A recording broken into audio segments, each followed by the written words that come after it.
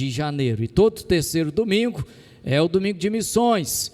E por ocasião, nosso querido irmão pastor missionário Natanael nos convidou para estarmos aqui, já que ele dirige essa parte juntamente com a equipe missionária do terceiro domingo. Não vamos falar das arenas, que está tudo parado nesse período, viu, está chovendo? Esse período chuvoso para muito, quase tudo, para dizer a verdade, porque normalmente são eventos em céu aberto, e aí se chove, acaba complicando um pouco mais, mas aquilo que Deus nos chamou para se fazer ali tem sido feito, e esse ano com um grande desafio, fazer virar palavras, momentos de meditação na linguagem, na temática daqueles que ali estão. Esse é o propósito para esse ano, e Deus permita, viu? Porque tem sido um grande desafio, mas assim o faremos. Muito bem. Ainda há pouco estava aqui e o irmão Luiz abrindo o culto, eu fui concordar com ele e dizer amém, e o celular foi explicar o que era amém, porque ele ouviu o amém. O Wendel ao lado, ele falou, que é isso? É a tecnologia, está no bolso, está na palma da mão, está em cima da mesa, está dentro do carro, está do lado da cama, está na frente dos olhos.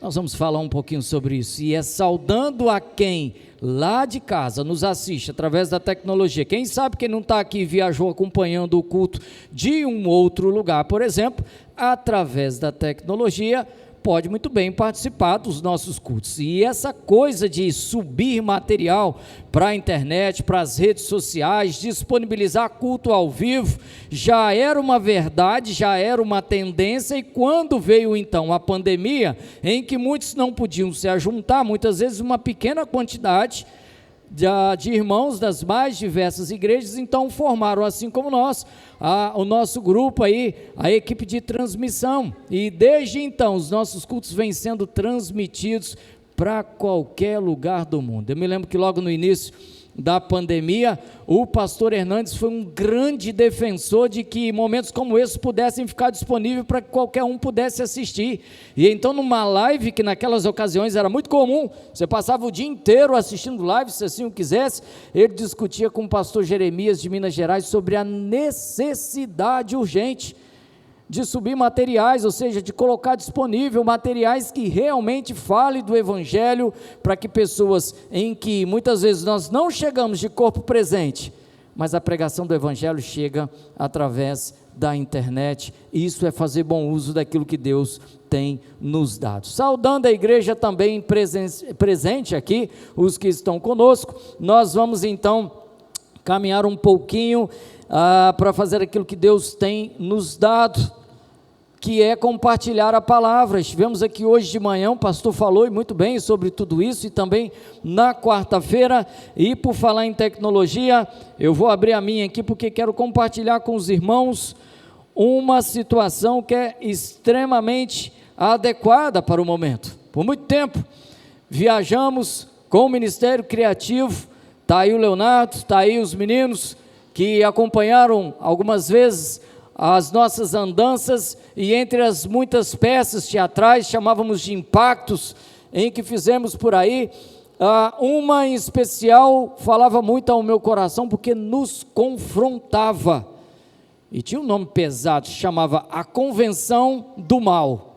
Ora, como é que é isso? Convenção é quando as pessoas se juntam, e então vão discutir uma temática, uma proposição para alcançar um objetivo, para ver qual é a melhor forma de fazer alguma coisa. Mas essa é uma convenção do mal, e ela é narrada também no livro do Hernandes Dias Lopes, em que a temática, do livro, quase salvo, porém fatalmente perdido, porque quase significa você não conseguiu, você quase conseguiu, mas não conseguiu, você não ganhou, você quase ganhou, então você perdeu. Então, se você foi um quase salvo, é sinal de que você se perdeu.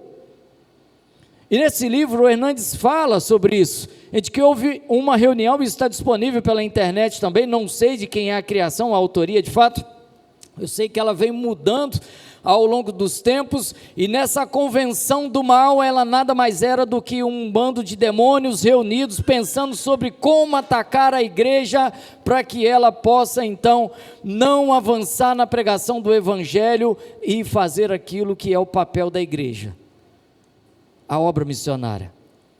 Eu vou ler aqui alguns trechos, é muito grande, sobretudo na versão que eu trago aqui, que está bem contextualizada, e que diz assim: Satanás convocou uma convenção mundial de demônios, e em seu discurso de abertura ele disse, eu não vou ler tudo, não podemos impedir as pessoas de irem à igreja e nem de lerem a Bíblia e conhecerem a verdade. Isso porque os demônios menores, diz um pouco mais a fundo, diziam que eles queriam destruir as igrejas, queimar as Bíblias, fazer com que os cristãos fossem mortos na rua, mas nada disso estava sendo possível para frear a pregação do Evangelho.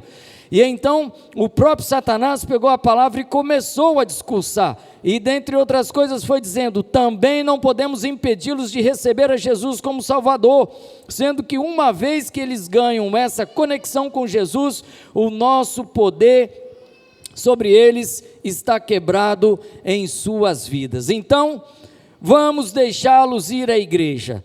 Olha a nova estratégia, vamos deixá-los com os almoços e jantares e reuniões que organizam, mas vamos roubar-lhes o tempo que tem, de maneira a que não lhes sobre tempo algum para desenvolver um relacionamento com Jesus. Então agora eles nos permitem, segundo aquilo que é a conversão e a estratégia do mal, nos permitem achar que somos cristãos, que estamos vindo da igreja, mas nos roubam o tempo. O que quero e que vocês façam o seguinte plano, disse o diabo, distraia-os. Então eles vão nos distrair. São artimanhas e das mais diversas formas possíveis. Mantenham-nos ocupados nas coisas não essenciais à vida. Eu vou repetir, mantenha-nos, o inimigo tentando nos manter ocupados nas coisas não essenciais da vida, aquilo que é supérfluo, e inventem inumeráveis assuntos e situações que ocupem as suas mentes. Respondeu-lhes por um questionamento. E entre outras coisas, aqui vamos nós falando sobre aquilo que nos dias de hoje tem sido uma grande verdade. Coloque-os a cada dia mais dependente da tecnologia e informações que possam estar em seus celulares, de maneiras que não possam mais viver sem este acessório, ficando ligados grande parte do seu tempo a essa tecnologia. Isto certamente entupirá suas mentes e quebrará qualquer união com Deus. Nós vamos falar um pouco sobre isso. Vamos orar primeiro, um pouco mais? Baixa a tua cabeça e desde já, converse com Deus sobre como tem sido o seu tempo no dia a dia. Como é que você tem gastado o seu tempo nos seus afazeres? Ora ao Senhor.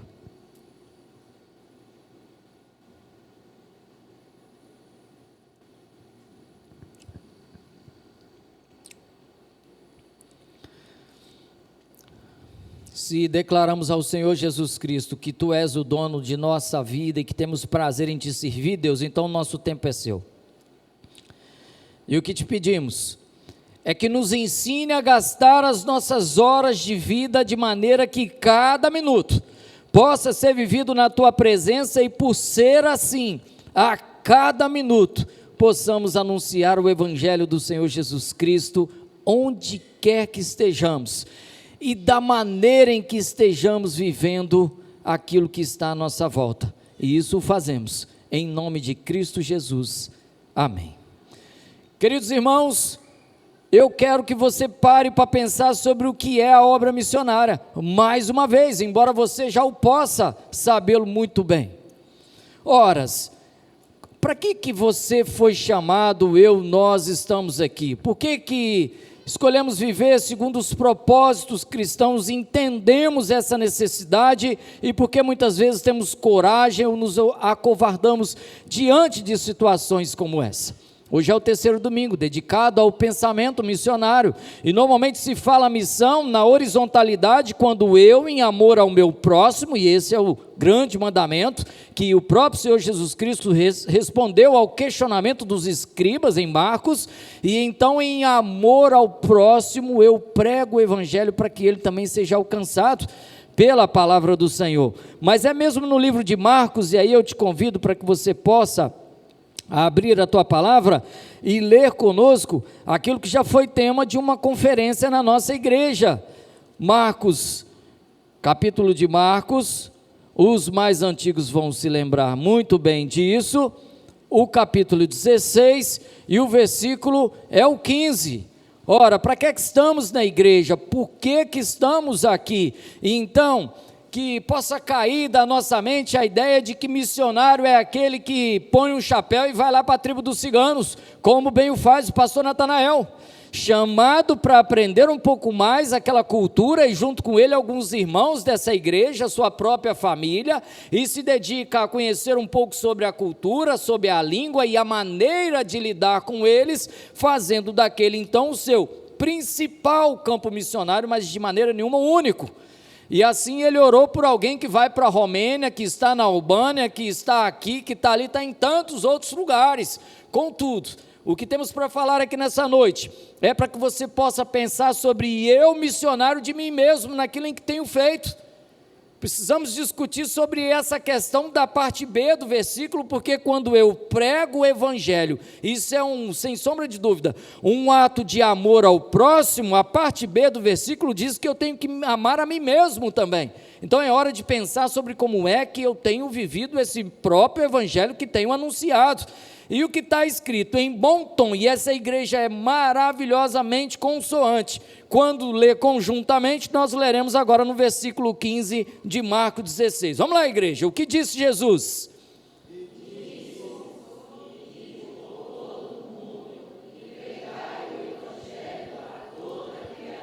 E para quem que ele disse isso?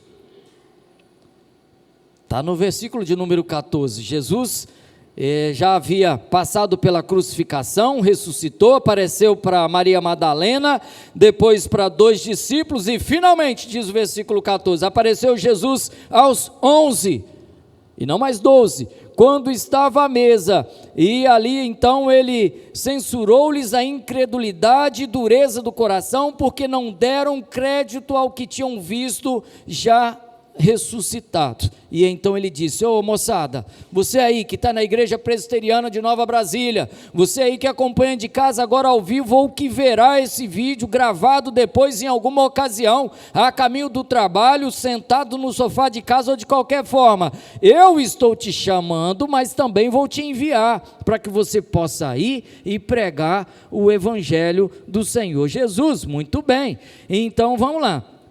Ora, o que é missão? O que é missão? Se estamos no culto de missão, se estamos falando de missão, se estamos falando de missionário, o que é missão? A gente até tem um jargão no Brasil que virou tema de filme e do dia a dia fora, que vem do quartel muitas das vezes, que é missão dada, missão cumprida. E quem nos dera se diante de Deus todos os dias, orando, agradecendo por aquilo que vivemos, dissermos: Senhor, aquilo que me destes para fazer hoje, a missão que coube a mim, me foi dada, e eu te entrego como cumprida, porque essa missão é ir e pregar o evangelho a toda criatura. A incumbência que alguém tem em executar, seja a pedido, uma ordem, de alguém, levar uma missão, fazer cumprir uma missão, é um encargo. Você foi encarregado de fazer algo, então essa é a tua missão. Quando o Rangel entra lá no seu forte e poderoso caminhão e tem a missão de levar o que ele está transportando, chega ao destino final, missão cumprida.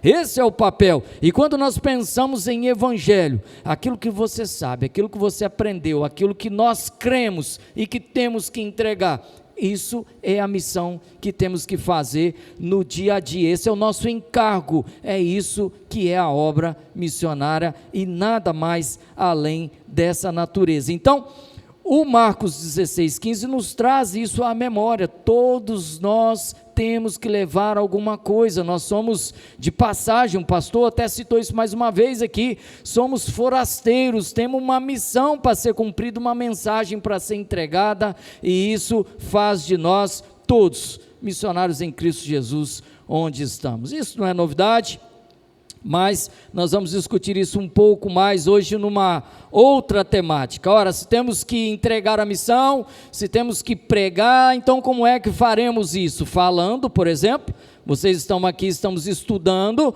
e lá fora, quando estamos lidando com alguém, pode ser um desconhecido dentro de um ônibus, encostado na rua, num ponto de ônibus, quem sabe um atendente de um comércio. Temos que testemunhar o Evangelho e ali deixar a palavra de Deus com um sorriso, com um testemunho, com a maneira mais adequada possível para cada momento. Então a nossa fala, ela é essencial. Eu estou aqui falando, vocês estão ouvindo, o povo de casa, e ouvirão depois os que verão. A fala é possível.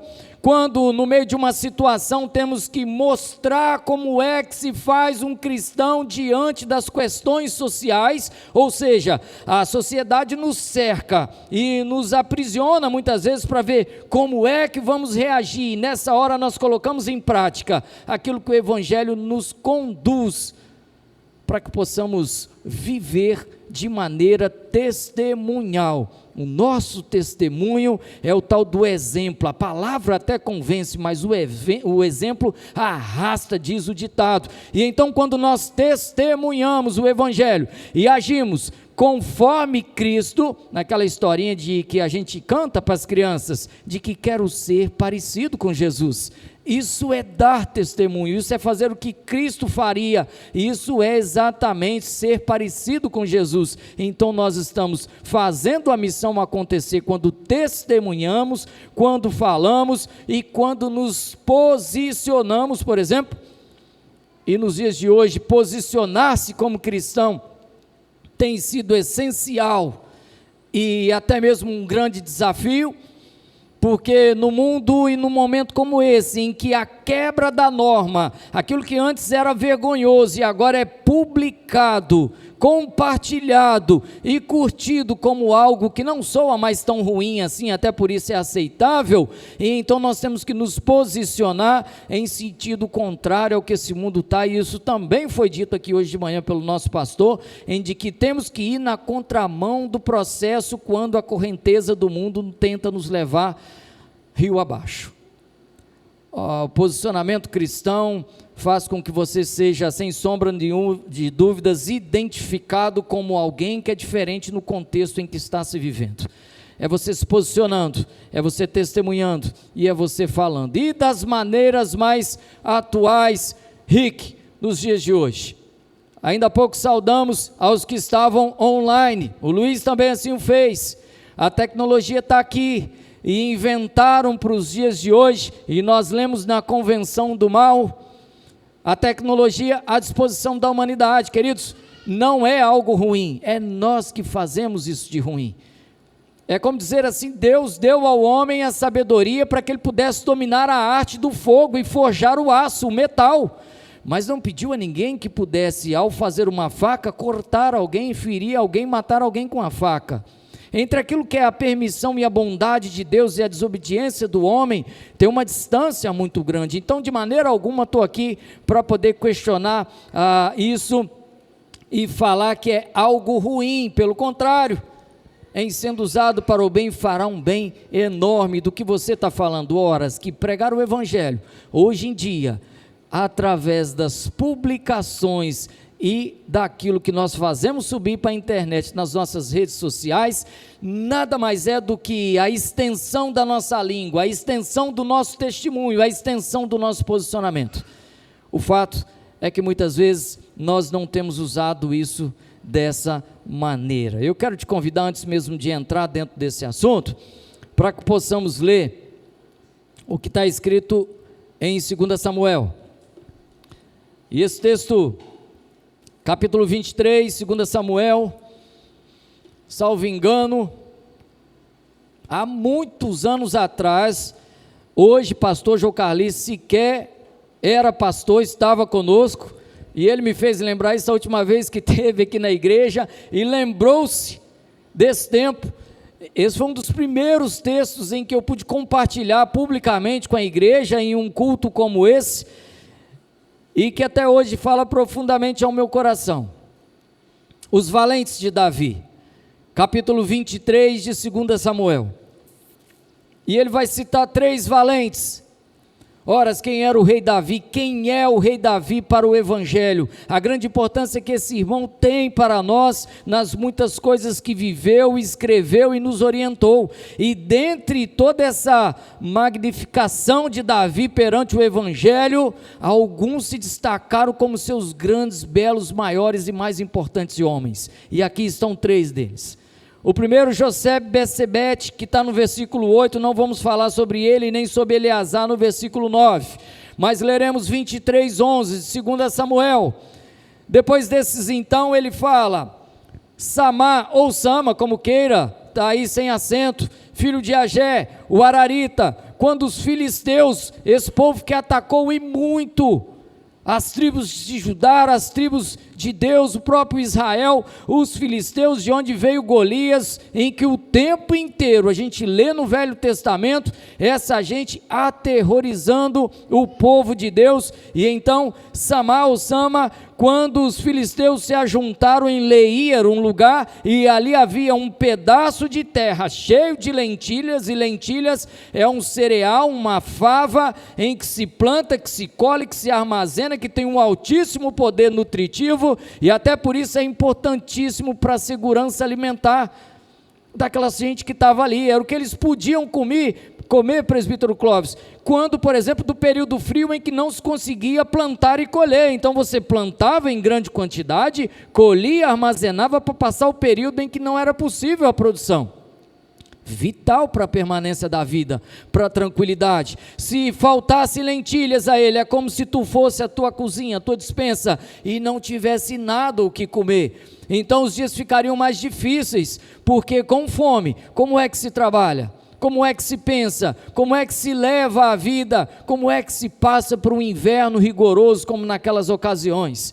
Então aquele campo de lentilha não era só um campo de plantação, era o significado real de que a manutenção da qualidade de vida e da alimentação, seu Jonas, estava garantido. E ali em Leí tinha um campo de lentilhas, e os filisteus invadiam as tribos, as vilas constantemente, e tomavam para si plantações como essa, embora eles não plantassem, eram povos guerreiros, e que atacavam e aterrorizavam essas vilas o tempo inteiro, e foram para Leí, mas lá estava Samá. Vamos voltar ao texto, ali havia um pedaço de terra cheio de lentilhas, e o povo, ao avistar então os filisteus, fugia de diante deles. E no versículo 12, pôs-se Samá ou Sama no meio daquele terreno, enquanto todos corriam, Cecil, lá se botou Samá no meio daquele campo e o defendeu, diz o texto, que o feriu os filisteus, e o Senhor efetuou grande livramento.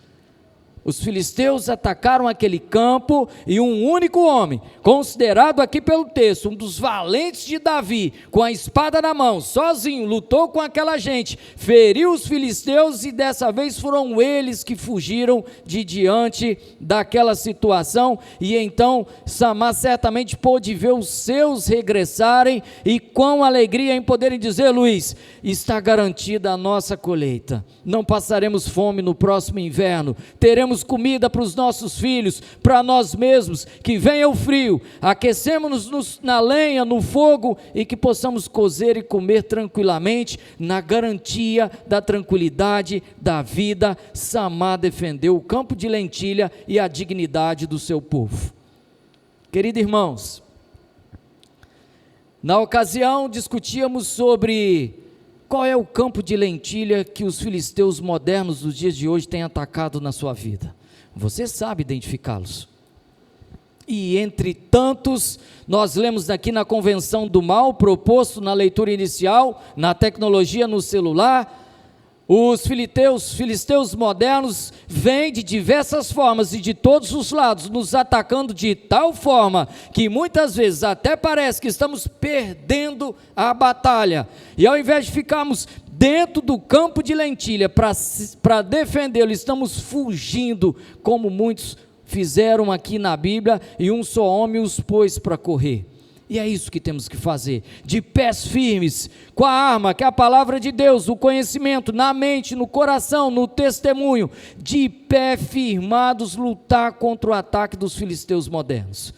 E dentre estes, o que quero discutir com vocês de forma muito rápida até, é sobre o nosso tempo, como temos gastado os nossos tempos, e faremos isso frente àquilo que muito temos à nossa mão hoje em dia, que é exatamente a tela de um celular. Pasmem, queridos, quando uma pesquisa em 2021 feita aqui no Brasil encontrou números práticos, não são suspeição, não são números inventados, mas um relatório que foi enviado de maneira digital e respondido, então, informação colhida da própria sociedade, de que nós brasileiros consumimos em média, somente em redes sociais, 4 horas e 28 minutos por dia de tela. A média mundial está em 2 horas e 25, então é praticamente o dobro de tempo. Horas, se a partir de agora você pudesse, durante 4 horas e 28 minutos, fazer algo de bom que não fosse a tela, daria para fazer muita coisa ou não? Por exemplo, dedicar-se à família, uma atividade familiar que você não faz há algum tempo, alguma coisa que você tem que fazer em casa, que a tua esposa ou esposo está te pedindo há tanto tempo, algum capricho que precisa ser feito, quem sabe no carro, na casa, na frente, na rua, quem sabe brincar com os teus filhos. Hoje à noite a Ana Luísa estava ali, hoje de manhã, né? E ela chegou com o livrinho dela assim, pintando, e meus olhos se encheram de alegria. Eu gosto de pintar com o Benzinho, né? Daqui um dia nós vamos pintar junto, ele vai estar aí. E aí eu estava ali vendo aquilo e lembrando, as nossas crianças gostam disso. Imagina 4 horas e 28 minutos de um dia sem tela, pintando com uma criança. O quão seria agradável, mamãe que está grávida, vem aí criança, imagina 4 horas e 28 minutos, Elaine, lendo a palavra de Deus, estudando a palavra de Deus, para testemunhar melhor, para falar melhor, para poder entender melhor o que são os propósitos de Deus para as nossas vidas. É claro que você talvez pode não ficar 4 horas e 28 minutos, porque isso é uma média da sociedade, mas todos os dias, 4 horas e 28 minutos em média da sociedade é gasto com tela. Bem é verdade, isso virou um instrumento de trabalho para muitos que online conseguem trabalhar, às vezes de casa ou de onde está, e que sem sombra de dúvidas é fundamental para o processo no dia a dia. Mas nós não estamos falando deste contexto, estamos falando de tempo desperdiçado, como era a pesquisa, de situações de pessoas que poderiam estar fazendo outras coisas, mas ficaram na tela, o dobro da média mundial. E aí, ao se deparar com essa situação, fui tentar entender um pouco mais por que nós gostamos tanto de rede social. Por que gastamos tanto tempo dessa forma? E que fez João Pimenta, dizer uma frase lá atrás, ainda quando sequer tínhamos o Instagram, era apenas Twitter e Facebook. E ele disse algo parecido: olha, o Twitter e o Facebook estão aqui exatamente para poder justificar no último dia que não foi por falta de tempo, que não pregamos mais, que não oramos mais, que não fizemos mais o campo missionário acontecer.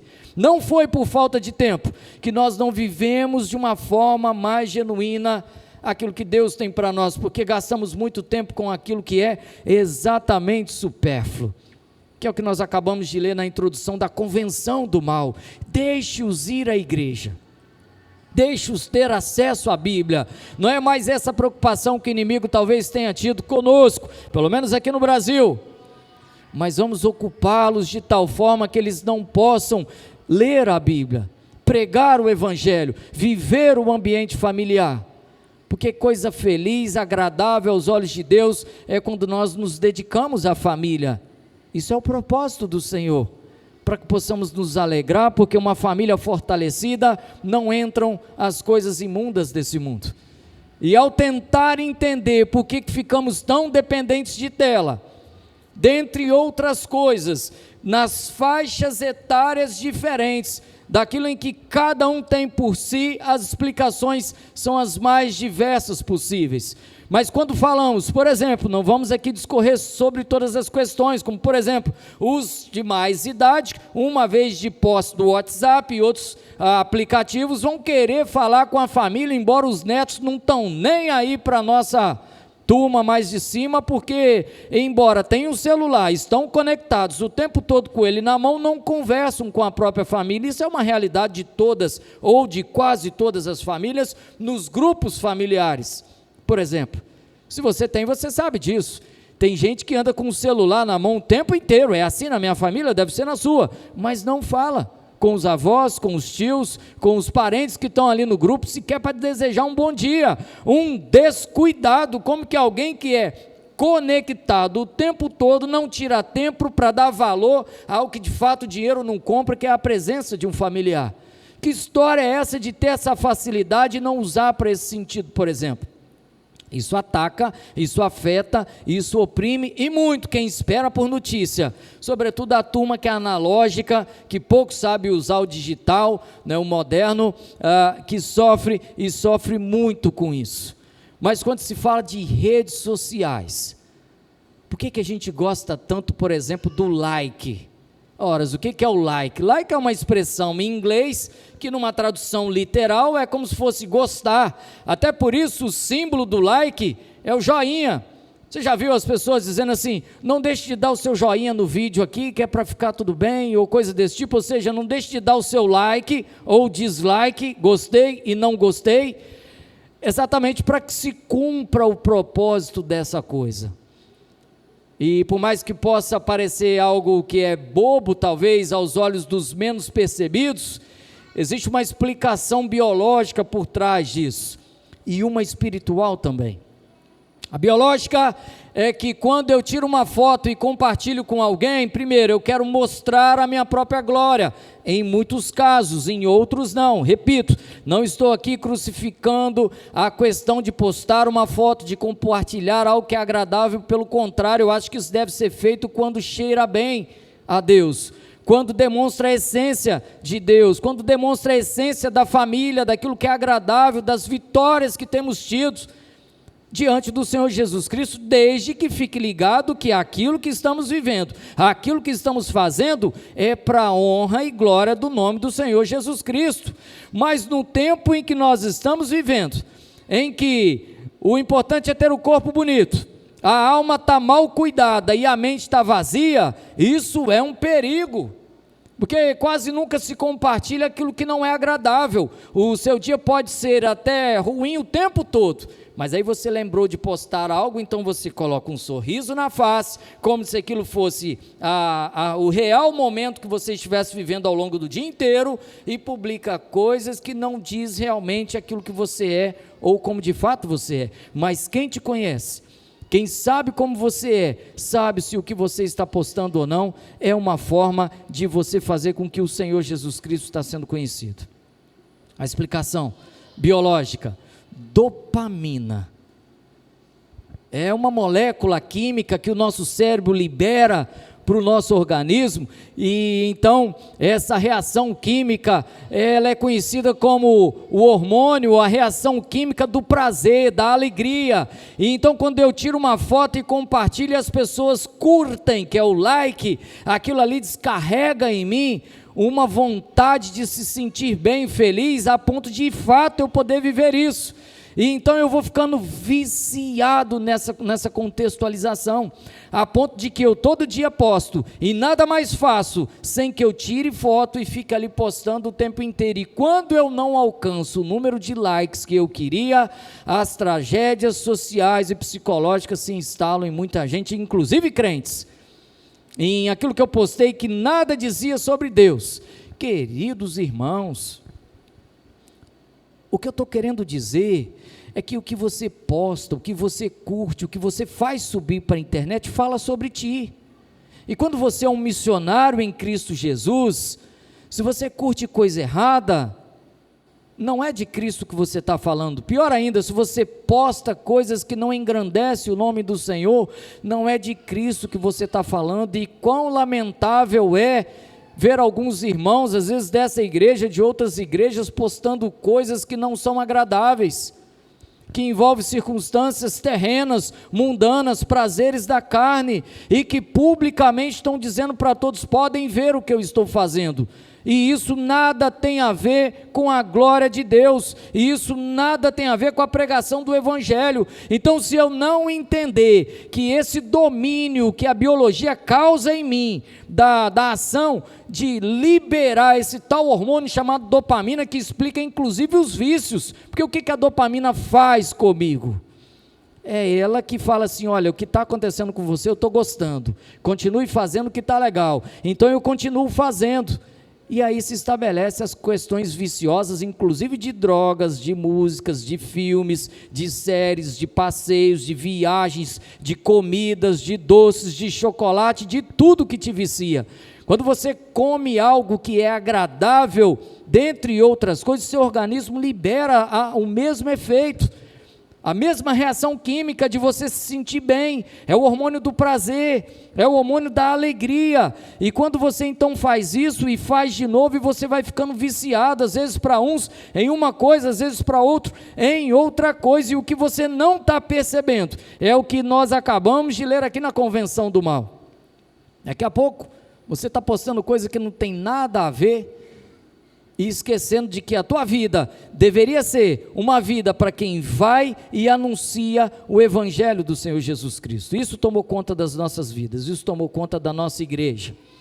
A forma moderna de abandono, por exemplo, dos pais, sobretudo dos filhos pequenos, é a tela, essa chupeta ou mamadeira digital, que o menino chora o tempo todo, e então você entrega para ele a tela e rapidamente ele se acalma, se aquieta, não chora mais. E quando você então quer fazer alguma coisa em casa, que você precisa de tempo, e tem criança e que não deixa, o que você faz? Toma isso, menino, fica quieto. E o menino vai ficar quieto, você não precisava nem pedir. Aliás, se você não for lá tirá-lo, é terrível. Esses dias atrás eu tenho andado muito lá na roça, durante esse mês inteiro. A comadre está viajando com as crianças, lá tem muito serviço, então nós vamos para lá, né?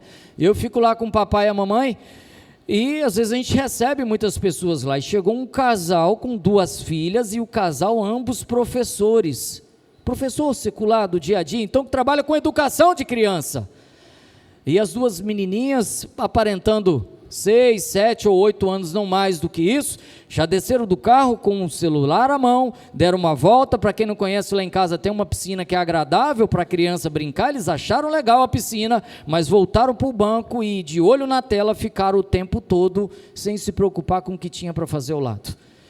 E aí a mãe precisou de ligar, precisou do telefone, lá tem internet, viu gente, a roça está tecnologia em cima.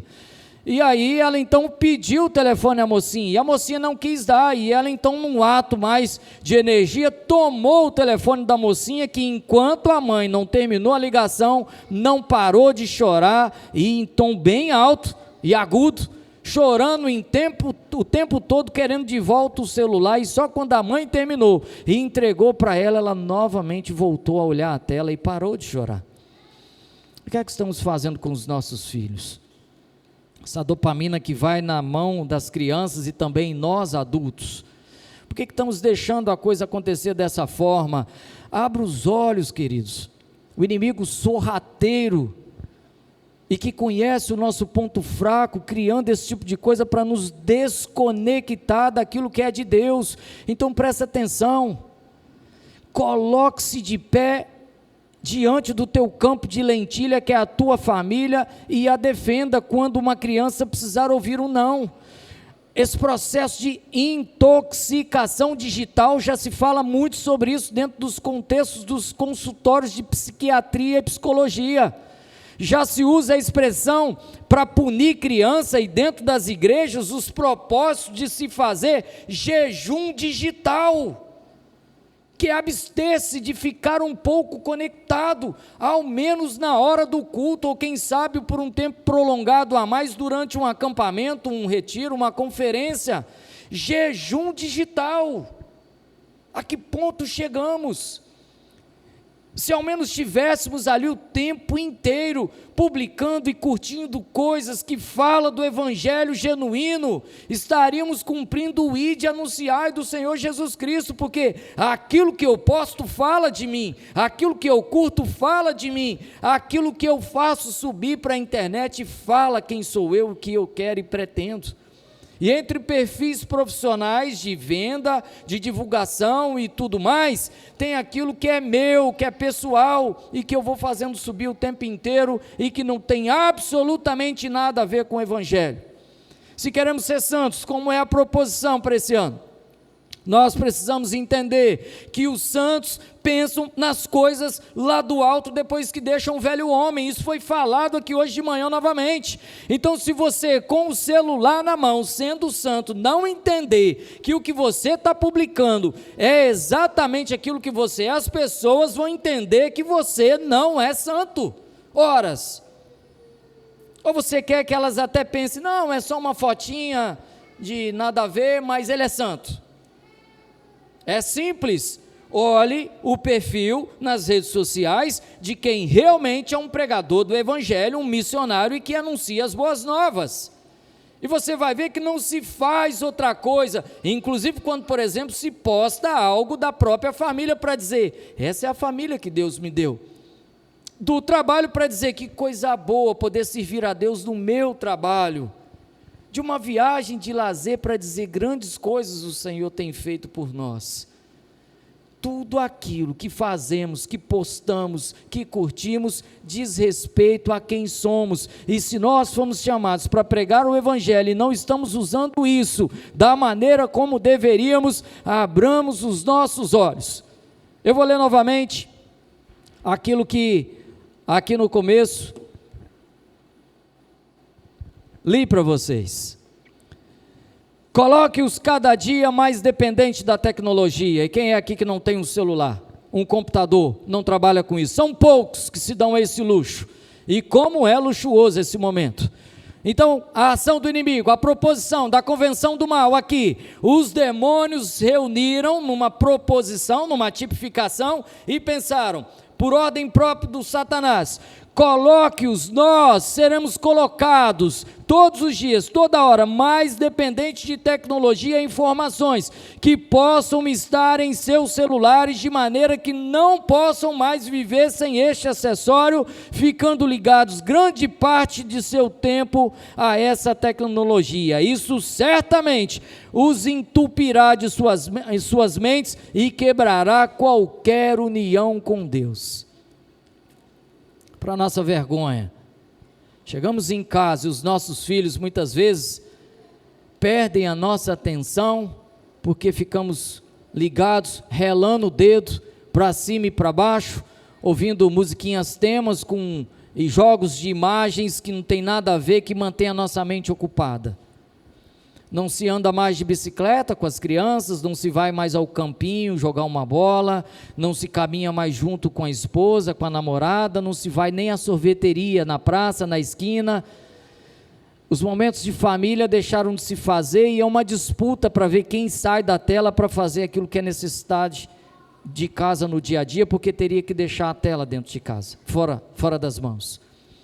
E o nosso tempo, o inimigo tem atacado de tal forma que não podemos mais viver as coisas boas que Deus tem colocado em nós de maneira pura, aplicada, genuína, vivido para a honra e glória do nome do Senhor Jesus Cristo. Se na tua casa tem alguém, por exemplo, que nem mesmo para comer para de olhar para o celular e entre uma garfada e outra, um pedaço de carne, uma comida que põe a boca, está olhando a tela do celular, saiba que provavelmente essa pessoa há de ser uma daquelas em que os psicólogos estão dizendo, déficit de atenção é só um dos problemas, dependência tecnológica é outra, que aí vem uma série de problemas, por exemplo, a nomofobia. Você já ouviu falar sobre esse termo? Parece novo? E o que é a nomofobia? Você já ouviu falar de fobia, que é aversão à altura, a escuro e a outros lugares. E nomofobia é exatamente a aversão a ficar desconectado do mundo digital por um celular ou computador. As pessoas chegam num lugar já antes mesmo de dizer bom dia, perguntando qual é a senha do Wi-Fi. Porque a vontade é de querer se conectar para poder tirar foto, compartilhar e receber likes para que o meu organismo se encha de dopamina e aí sim está tudo bem. E eu deixo de viver exatamente aquilo que eu poderia na chegada de um familiar ou coisa desse tipo. Se a bateria do celular acabar, a pergunta é inevitável: onde é que tem uma tomada? Você tem um carregador que conecta aqui no meu telefone? Tudo bem, se isso é uma circunstância necessária ao trabalho, que hoje isso é passível, possível e necessário e faz muito bem, é importante que seja assim. Mas, queridos irmãos, tenhamos cuidado com isso. O inimigo não é bobo. Timóteo ouviu isso da boca de Paulo. Paulo falou: Timóteo, cuidado, segunda carta 4:6, acho que é isso. Cuidado, eu uso muito essa expressão, porque virão como os ratos de noite, no escuro, sem que ninguém veja. E essas coisas vão acontecendo de tal forma que quando percebemos, estamos afastados da comunhão. Então, nessa coisa de divulgar o Evangelho, porque fomos chamados, vem cá turma, fomos escolhidos por Deus, então Ele nos recebeu, nos acolheu, e agora vai, anuncia o Evangelho. Se você não entender que a sua rede social precisa publicar a Deus, se você não entender que é a extensão da tua fala, modelo de vida e testemunho que está ali exposto, então certamente você é mais um dos que foi entupido pelas coisas que o diabo queria para que perdesse o seu tempo de evangelizar e de viver com alguém que está ali ao seu lado. Ou situação ruim é quando você está conversando com alguém e esse alguém então deixa de falar com você e fica olhando para a tela como se aquilo que você estivesse falando nada valesse, nenhuma função tivesse. Queridos, viva o ao vivo. Vale muito mais. Isso está aqui ao lado, quem quiser falar comigo, espera, se o que você está vivendo é mais essencial. A nossa necessidade de querer responder alguém quando manda uma mensagem, ela às vezes é tão imediata, que me coloca na feia função de deixar alguém falando sozinho, bem ali à minha frente. Isso é até mesmo falta de educação. Como é que pode ser um bom testemunho? Alguém que poderia estar desfrutando da tua presença, lembrar que você é cristão, e então você poderia estar falando das coisas de Deus para ela, mas é um amigo, é um familiar, é alguém que está ali que não pode desfrutar do Evangelho na tua presença, porque você está mais ocupado respondendo aos likes das redes sociais. A artimanha do inimigo para nos desconectar do anunciai. Nós até fomos, mas ficamos de boca calada, não anunciamos. Isso pode ser tão fácil quanto abrir a tela e curtir alguma coisa. Quando você curte, você deixa rastro. Quando você publica, você está dizendo: podem ver o que eu estou fazendo. E por que isso não pode ser para a honra e glória do nome do Senhor Jesus Cristo? Porque não podemos servir a Deus com o nosso tempo. Então, na proposição daquilo que Deus nos traz nessa noite, queria dizer para você: defenda o teu campo que está sendo atacado pelos filisteus modernos. No que diz respeito à tela, reconfigure-se. Se o que você está fazendo não agrada, ouça quem está do seu lado. Talvez alguém está dizendo exatamente: sai desse celular, você só fica nesse celular, sai desse quarto, você só fica aí. E você está sempre assim: peraí. Alguém está gritando no seu ouvido para dizer: me dê atenção, e você vivendo coisas de gente que você sequer conhece, mas curtindo e enchendo de dopamina quem está do outro lado para se alegrar com o tempo que você está tirando da sua família, dos seus filhos e de quem você deveria estar pregando o Evangelho em função dessas coisas nojentas, chatas e imundas. Há poucos dias atrás, nós vimos uma rede, uma teia de aranha totalmente interligada que levou à morte de uma moça porque se espalha muita notícia falsa, então falaram dela uma coisa que ela, em processo de depressão, não conseguiu sustentar aquilo em bom aspecto e acabou tirando a sua própria vida. E quando foram investigar, viram que uma única agência controlava mais de 400 perfis de grandes celebridades, e que se publicava quase que de maneira simultânea, verdade ou mentira, as mesmas coisas, para que nós, consumidores daquilo que é digital, pudéssemos estar aqui dando likezinho e eles ganhando dinheiro, porque as empresas patrocinam quem muito é visto. Então nós enchendo o bolso e a alegria deles e deixando quem de fato merece a nossa atenção de lado, e pior ainda, deixando de anunciar o evangelho e dando um mau testemunho ao curtir notícias falsas, de fofoqueiros, de coisas que nada a ver tem a ver com o reino de Deus, e dando um mau exemplo digital de como não deveria ser a vida de um cristão. É difícil imaginar alguém tendo que passar pelo processo de desintoxicação de uma hora para outra, mas é mais difícil ainda imaginar alguém que se acha que nasceu de novo e não consegue controlar, apertar o botão de sair, de apagar a tela e deixar de lado aquilo que te faz tanto mal. Se te causa dependência, e essa é a verdade, tem gente que não pode sentir o celular vibrando no bolso, que às vezes está até silencioso, mas está vibrando, que já quer olhar. A inquietação toma conta. A vontade de curtir e ver quantas curtidas tive toma conta. E isso vai tomando o nosso tempo, vai tomando a nossa mente, vai tomando a nossa intenção, e não percebemos que era essa a estratégia do inimigo para nos manter desconectados de Deus. O inimigo é sagaz, ele conhece o seu ponto fraco, ele faz você sentir esse hormônio do prazer, da alegria, a dopamina, que é a mesma que vem com muita intensidade, mas também que vai com muita intensidade. É por isso que a gente quer fazer de novo, e de novo, e de novo, porque rapidamente ela sobe no sistema, mas rapidamente também vai embora. E então quando passa o efeito de que estava bom, eu tenho que voltar a fazer de novo, para que continue bom. É assim que fazem os viciados. Eles usam drogas e quando passa o efeito, a dopamina diminui, mais uma série de outras coisas, então eles querem consumir novamente, para que novamente a sensação de bem-estar possa tomar conta deles. E o que você acha que é diferente em nós, se libera exatamente o mesmo hormônio, a artimanha de Satanás. Você tem a Bíblia, você vai à igreja, você está dentro de casa com a sua família, e ele tomando tudo isso pela palma da sua mão, diante dos teus olhos, dos meus olhos, roubando o nosso tempo de pregação do evangelho, fazendo com que a nossa missão de ir e pregar possa ser frustrada por aquilo que optamos em um modelo de vida totalmente fútil e vazio. Não bastasse os outros problemas biológicos, a luz azul do celular e da tela te coloca para usar óculos mais rápido, o número de crianças com óculos hoje é cada dia mais, a corcundez cada vez mais, porque a tendência que você fica assim é uma realidade enorme, e isso então vai mudando a sua postura, a desconcentração. Estava lendo uma matéria que fala que hoje, Ramon, quase casado, hein, Ramon? Hoje nós não temos mais paciência para ler livros, porque a gente quer relar o dedo e ouvir alguma coisa e ver o colorido da tela.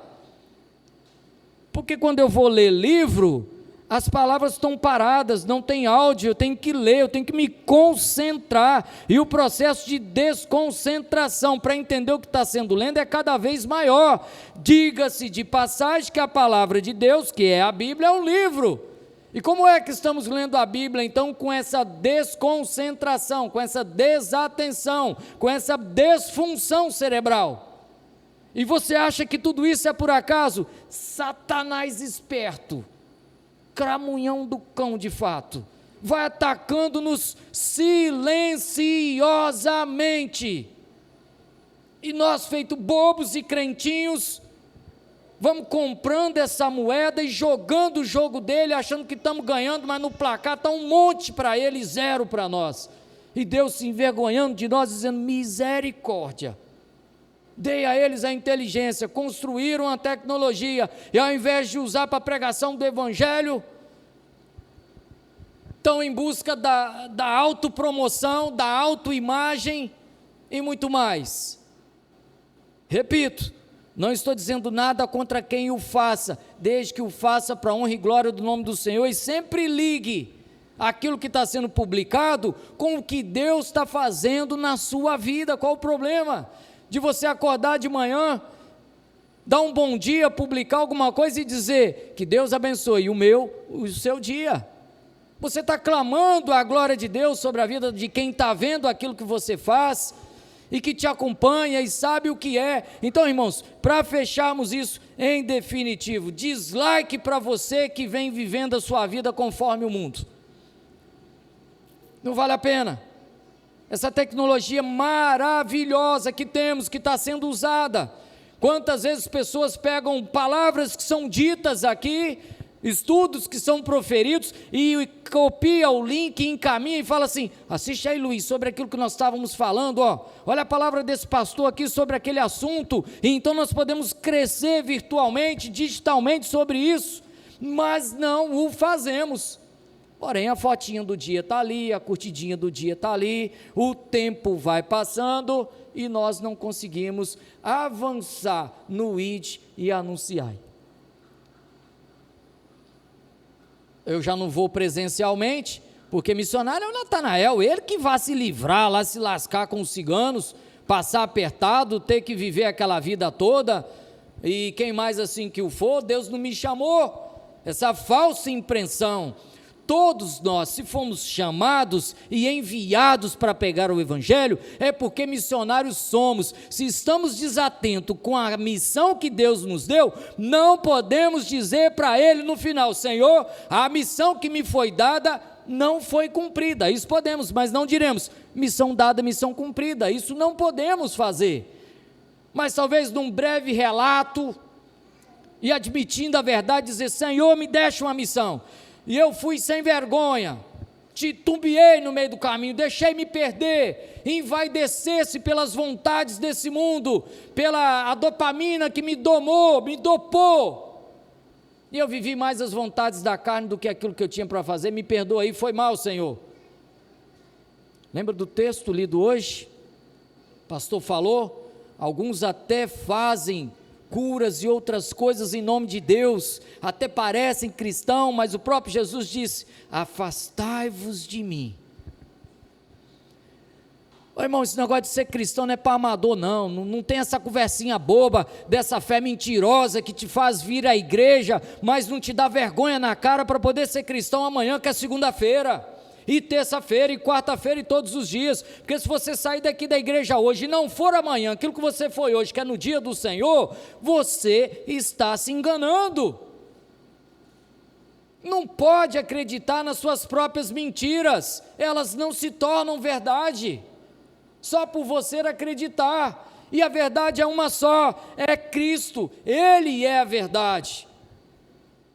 E Ele nos orienta, Ele nos atenta para isso. Então, se os filisteus modernos atacam os teus campos de lentilhas nos dias de hoje, põe-te de pé, pega a tua espada, que é a palavra do Senhor, muna-se de todo o armamento possível, de toda a munição possível, e nada de usar bala de festim, de borracha, que é o que você está usando muitas vezes, e vai para cima daquilo que afeta a garantia da tua sobrevivência, que são as lentilhas, como foi para aquele povo.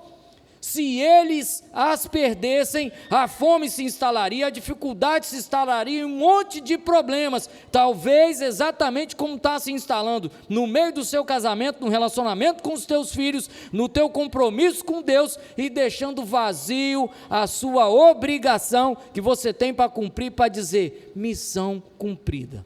Todos nós somos missionários. Você não está vendo mais uma bandeira com a tua cara, está aqui, estampado diante dos olhos de Deus, porque se Ele te chamou para te enviar, e se Ele te enviou, leu Luiz, e é com esse texto que nós vamos encerrar então a noite de hoje, lá no livro de Romanos 10, versículo 15, como pregarão? Vamos ler um pouquinho mais do que isso. Abra aí, queridos, Romanos 10. A partir do 12, aproveitando a leitura do irmão no processo litúrgico. Romanos 10, 12. Pois não há distinção entre judeus e gregos. Isso porque os judeus estavam rejeitando a justiça de Deus, começa a ser narrado no capítulo 10, versículo 1. E então lá no versículo 12, Paulo está dizendo, não há distinção entre judeus e gregos, uma vez que o mesmo é o Senhor de todos, rico para com todos os que o invocam. Por quê? Presta atenção, você que tem rede social, que pode postar as coisas que glorificam o nome de Deus, que pode viver a família, tirar foto disso e publicar sobre as coisas que Deus tem feito na sua família e muito mais. Todo aquele que invocar o nome do Senhor será salvo. 14. Como, porém, invocarão? Aquele em que não creram. E como crerão naquele em que nada ouviram? E como ouvirão se não há quem pregue? Aí chegamos no versículo 15, que foi lido aqui no processo litúrgico. E como pregarão se não forem enviados? Queridos irmãos, se você tem um celular e uma rede social, então eu estou te dizendo, em nome de Jesus, o Senhor te enviou a falar de vidas através das suas redes sociais. Cumpra-se, para que você possa dizer, missão cumprida. E aí vamos terminar o versículo. E como pregarão? Você tem que pregar, se não forem enviados. Se você tem o celular, você é enviado, como está escrito. Quando você usar as suas redes sociais, quão formosos são os pés dos que anunciam as coisas boas. Me permita tipificar, quão formosos serão as pontas dos dedos que digitam coisas boas na internet, nas redes sociais, para anunciar o evangelho do Senhor Jesus Cristo. Qual é a dificuldade? Até erro de português é aceito nessa hora. O Senhor olha o coração. Não que você necessariamente errou na gramática ou coisa dessa forma. Claro que é bom ter cuidado. Mas o Senhor olha o coração. Amém, igreja? Você sabe, eu não, qual é o campo de lentilha que o inimigo está atacando com essas armas poderosas que ele tem.